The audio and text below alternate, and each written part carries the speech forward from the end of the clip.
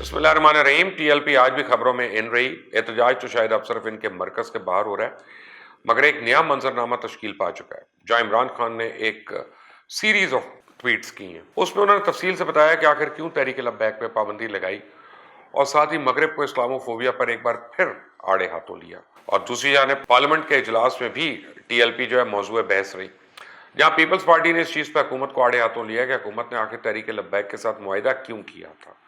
تو نون لیگ کا رونا یہ تھا کہ ٹی ایل پی پر پابندی لگانے سے پہلے ایوان کو اعتماد میں کیوں نہیں لیا گیا، جبکہ جے یو آئی ایف نے تو وہاں ان خدشات کا اظہار کر دیا کہ جیسے ٹی ایل پی پر پابندی لگائی گئی ہے اب ان پہ بھی لگ سکتی ہے۔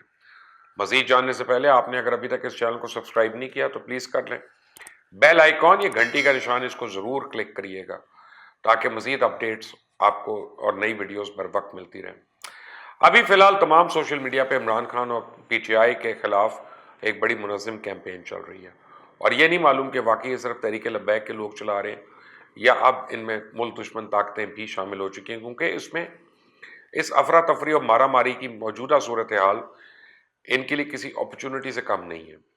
اسے تحریک لبیک پاکستان کے سوشل میڈیا اکاؤنٹس کے خلاف بڑی تیزی سے اس کے کام جاری ہیں۔ اس حوالے سے ڈپٹی انسپکٹر جنرل محکمہ انسداد دہشت گردی عمر شاہد کے مطابق ٹی ایل پی کے تمام اکاؤنٹس کی فہرست تیار کر لی گئی ہے، اور ان اکاؤنٹس کی فہرست F I A cyber crime circle کو فراہم کر دی گئی ہے، اور جلد ایکشن متوقع ہے۔ ٹی ایل پی کے 16 اکاؤنٹس کا پتہ بھی لگایا گیا، اور ان اکاؤنٹس کے ذریعے ریاست مخالف نفرت انگیز اور فرقہ وارانہ مواد اپلوڈ کیا جا رہا ہے، جس سے اشتعال انگیز جذبات پھیل رہے ہیں۔ اس لیے میری حکومت اور قانون نافذ کرنے والے اداروں سے درخواست ہے کہ سیکیورٹی کو ہائی الرٹ کر دیں، خصوصاً عمران خان اور تحریک انصاف کے لوگوں کی، کیونکہ اس موقع پہ خدا نخواستہ کوئی بھی حادثہ نہ ہو جائے۔ کہیں اگر ایسا ہو گیا تو پاکستان کسی صورت متحمل نہیں ہو سکتا، اور یہ کوئی ڈر یا خوف والی بات نہیں ہے، یہ عقل مندی والی بات ہے۔ حالات کو دیکھ کر، معاملات کو دیکھ کر فیصلے اور اقدام اٹھانا، یہی کام حکومت کا ہوتا ہے۔ آج وزیر اعظم پاکستان عمران خان نے بھی ٹویٹ میں کہا کہ پاکستان اور دنیا بھر میں رہنے والوں کے لیے ایک بات واضح کر رہا ہوں کہ جب تحریک لبیک نے ریاست کی ریٹ کو چیلنج کیا تو اس کے خلاف دہشت گردی کے قوانین کے تحت کارروائی کی گئی۔ یعنی عمران خان نے واضح کیا کہ احتجاج کرنا کسی بھی شہری کا حق ہے، لیکن پرامن احتجاج کرنا یہ نہیں کہ سڑکیں اور راستے بلاک کر دیے جائیں، ایمبولینسز کو بھی نہ جانے دیا جائے، تشدد کیا جانا یا اس کو ہوا دینا اب نئے پاکستان میں کسی صورت قابل قبول نہیں ہوگا۔ بہرحال ریاست اب ریاست، اس پر عمران خان نے بالکل ٹھیک کہا کہ کوئی بھی قانون اور آئین سے بالا تر تو نہیں ہے۔ وزیر اعظم عمران خان نے ایک بار پھر اسلامو فوبیا کے حوالے سے بھی لکھا کہ بیرون ملک اسلامو فوبیا اور نسل پرستانہ رویے کے حامل انتہا پسند مسلمانوں کو تکلیف پہنچاتے ہیں۔ اہل مغرب آزادی اظہار کی رائے کی آڑ میں منافرت پھیلا رہے ہیں۔ مغرب میں رہنے والے انتہا پسند اپنے اس رویے پر 1.30 ارب مسلمانوں سے معافی مانگیں۔ مغربی ممالک نبی کریم صلی اللہ علیہ وسلم کی شان میں گستاخی پر سزا مقرر کریں۔ اسلامو فوبیا کا شکار مغربی باشندے اور دائیں بازو کے سیاستدانوں میں اخلاقی جرات کا فقدان ہے۔ انہوں نے ایک بار پھر مغربی حکومتوں سے مطالبہ کیا کہ وہ ہمارے رسول پاک کی شان اقدس میں گستاخی کے ذریعے جان بوجھ کر مسلمانوں کے خلاف نفرت اور ایذا کے فروغ میں ملوث عناصر کی سرکوبی کے لیے وہی معیار ملوث خاطر رکھیں جو انہوں نے ہولوکاسٹ کے خلاف ہر قسم کی منفی گفتگو کو غیر قانونی قرار دے کے قائم کیا۔ ویسے مجھے نہیں یاد پڑتا کہ کبھی کسی ملک کے سربراہ نے ان موضوعات پہ اتنا کھل کر بات کی ہو اور اس مغرب کو اس کی اپنی 2 نمبری اور دوگلی پالیسی کے بارے میں بتایا ہو، بلکہ آئینہ دکھایا ہو۔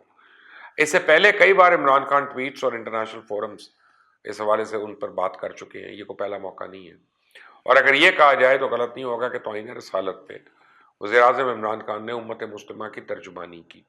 اس پر عمران خان کی قیادت میں پاکستانی قوم امت مسلمہ کی متفقہ آواز بن چکی ہے، اور اس وقت عمران خان اسلامو فوبیا اور توہین رسالت کے خاتمے کے لیے کوشاں بھی لگتے ہیں۔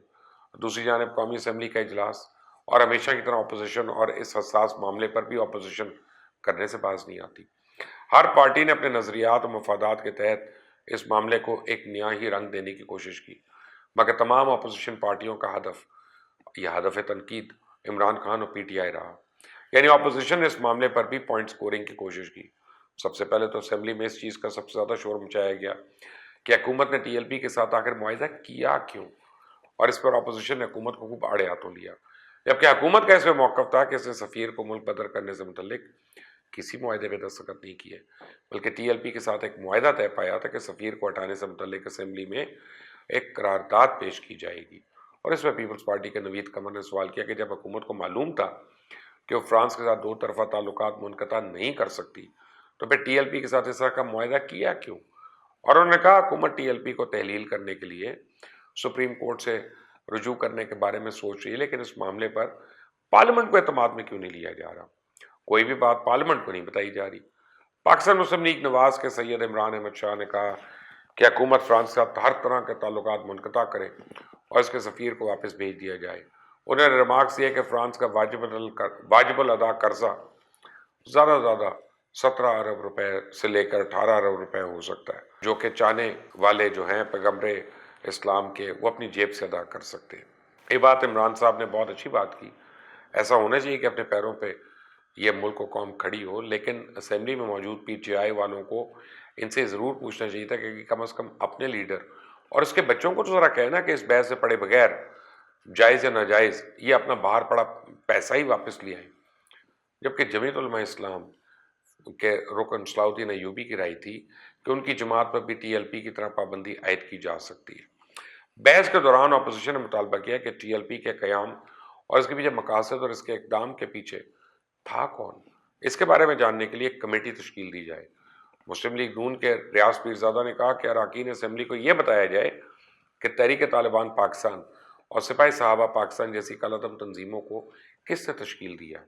انہوں نے مزید کہا کہ پہلے ایک جن پیدا کیا جاتا ہے جو بعد میں اپنے تخلیق کاروں کے لیے درد سر بن جاتا ہے۔ اس پر وزیر مملکت برائے پارلیمانی امور علی محمد خان نے کہا کہ حکومت نے اس معاہدے پہ دستخط نہیں کیے تھے کہ فرینچ ایمبیسڈر کو ہٹایا جائے گا۔ اور دوسری جانب بہت سے علماء حکومت اور اداروں پہ پریشر ڈالتے دکھائی دے رہے ہیں کہ تحریک لبیک پہ پابندی مناسب نہیں، نظر ثانی کی جائے۔ کچھ ایسا ہی معاملہ حکومت کو عدالتوں اور باقی فورم سے بھی اب لگتا ہے درپیش ہوگا۔